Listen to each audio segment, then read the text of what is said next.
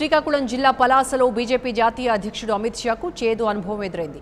Bus యాత్రను ప్రారంభించేందుకు వచ్చిన అమిత్ షాను టీడీపీ శ్రేణులు గోబ్యాక్ అంటూ నినాదాలు చేశారు.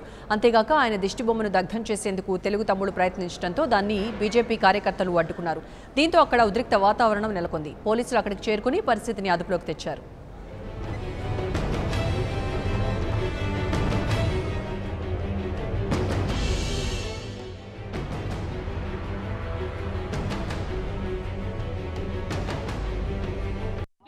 ప్రభుత్వంలో బీజేపీ పార్టీలో నెంబర్ 2గా చలామణి అవుతున్న పెద్దలు అమిత్ షా గారికి మర్యాదపూర్వకంగా ఈరోజు మా పలాస విచ్చేస్తున్న మీకు తెలుగుదేశం పార్టీ కుటుంబ సభ్యుల తరపున నమస్కారములు తెలియజేసుకుంటున్నాను.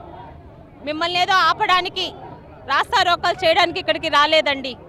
4.5 సంవత్సరాల క్రితం మా మద్దతుతో కేంద్రంలోని అధికారానికి ఎక్కిన మీరు వెంకటేశ్వర స్వామి సాక్షిగా ఆంధ్ర రాష్ట్రాన్ని కొత్తగా ఏర్పడిన తెలుగు రాష్ట్రానికి చేస్తానన్న సహాయం కానీ ప్యాకేజీలు కానీ నిధులు కానీ అన్నీ మర్చిపోయి ఈరోజు మీ సహాయం అవసరం లేకుండా 4.5 సంవత్సరాలు మీతో పోరాడి ఇక మీ దగ్గర నుంచి ఒక్క పైసా కూడా రాదని తెలిసి స్వయం శక్తితో ఎదుగుతున్న ఆంధ్ర మీద దాడులు దిగుతున్న మీరు ఈరోజు ఏం మొహం పెట్టుకొని తెలుగు ప్రజల ముందుకు తెలుగు రాష్ట్రానికి వచ్చి మాకు ఓట్లేమని ఎలా అడగగలుగుతున్నారని మీకు ప్రశ్నించడానికి ఈరోజు మేము ఈ కార్యక్రమం చేస్తున్నాం. అలాంటి పరిస్థితిలో ఈరోజు కేంద్రంలో అధికారంలో ఉన్నామని ఇష్టం వచ్చినట్లు రావడానికి ఇది వేరే రాష్ట్రం కాదు, తెలుగు రాష్ట్రం.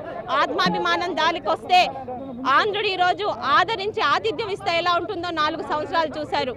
అదే ఆంధ్ర వాళ్ళు ఈరోజు ఆగ్రహిస్తే ఏమవుతుందో 3 నెలల్లో పూర్తిగా రుచి చూడబోతున్నారు బీజేపీ ప్రభుత్వం. For more updates, please subscribe 99 TV Telugu.